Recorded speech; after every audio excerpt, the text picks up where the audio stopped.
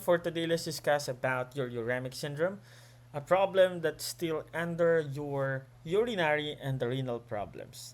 So, what's uremic syndrome, by the way? So, kapag sinabi natin uremic syndrome, it's a systemic, clinical, and laboratory manifestations of severe and or end-stage kidney disease. So, we just actually discussed about your um, acute kidney injury and then your chronic kidney disease or CKD.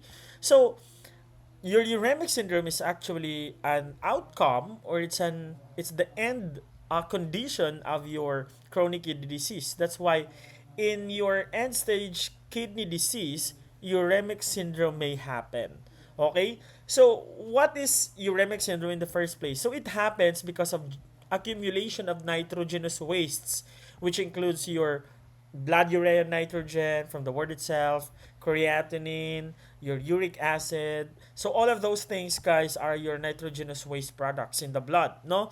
So now, if this happens, it's because one of the functions of our kidney is to excrete po ang mga bagay na to. Okay? So now, dahil hindi na po na-perform ng ating pong kidney ang mga uh, functions na ito, is because sira na po si kidney, uremic syndrome happens. Okay? So, ganun lang po siya kasimple. Okay, again, this is due to accumulation of nitrogenous waste products in the blood caused by the kidney's inability to filter out these waste products. So, tandaan po natin yan. So, kapag hindi na nalalabas ni kidney yung ating waste products, okay, the wastes will increase and will accumulate in our bloodstream. Hence, nagkakaroon tayo ng uremic syndrome. Okay? So, now, let's discuss what are those manifestations na makikita natin in your uremic syndrome. First, we have your oliguria. Okay? So, this is in the earlier part, no? So, nagkakaroon tayo ng oliguria. So, mababa po ang amount ng ating pong urine, presence of protein, red blood cells, and casts in the urine. So, tandaan po natin yan. Okay? Tumataas po ang protein, red blood cells, and casts in the urine. So, bakit tumataas ang protein? Again, because, kapatid, your nitrogenous wastes are in a form of protein as well, no, kapatid? So, ang ating pong red blood cells, kung bakit, it's because probably of dehydration po ng isang tao. Hence, nagkakaroon tayo ng positive or presence of RBCs, no, in the blood. Okay? So, also casts in the urine. Another is the elevated level of urea, uric acid, potassium, and magnesium in the urine. And this is actually because nga, no, the kidney is failing to excrete all of these things. And when the time comes na kung saan nagkakaroon na tayo ng diuretic phase, now dumadami po, no, elevated sila, sobra sila sa amount. Okay? Ang ano yung mga sobra sa amount na yan? These are your urea, your uric acid, your potassium, and then your magnesium. So we need to remember that well. Hypotension or hypertension, kapatid, depende pa rin again. So what stage of kidney disease are we? Okay? Alterations in the level of consciousness, you need to remember because your urea, your uric acid, because they are acid, okay, they can irritate our brain, so they can irritate the central nervous system.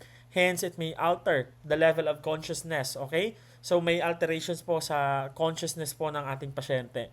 Okay? Electrolyte imbalances, okay? Stomatitis, ayan. Nausea and vomiting, again, it's because it affects now our nervous system and also diarrhea or constipation. So, if you will if you can observe here, our signs and symptoms are actually extremes. Okay? At the both ends. So may oliguria tayo dito. However, tataas naman yung ating levels na ng mga wastes.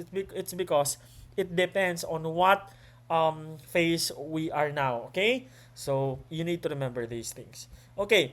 So what are your interventions? You monitor vital signs for hypertension, tachycardia, and irregular heart rate. Monitor electrolyte balance. Monitor intake and output. Provide limited but high quality protein diet as prescribed. Provide limited sodium. So why I highlighted these things? It's because, kapatid, malaki po ang pagkakaiba ng restrict at saka limited. Okay? So we do not restrict this food, no, high in protein, but we give them a limited, Okay, limited approach po ang diet natin dito but high quality protein. Limited sodium, nitrogen, potassium, and phosphate diet. It's because we don't want to increase these things. It's because mataas po sila sa pasyente natin. Assist the client to cope with body image disturbances caused by uremic syndrome. Because in uremic syndrome, kapatid, I need to repeat this one, na nagkakaroon po tayo ng uremic frost. Okay, it's like a dandruff po. Just imagine no, yung mukha natin nagkaroon ng dandruff or nagkaroon ng mga flakes. So, just imagine that one. So, we need to assist our client to cope up with body image disturbances caused by these things. Okay? So, that ends for our uremic syndrome. That's very, very short.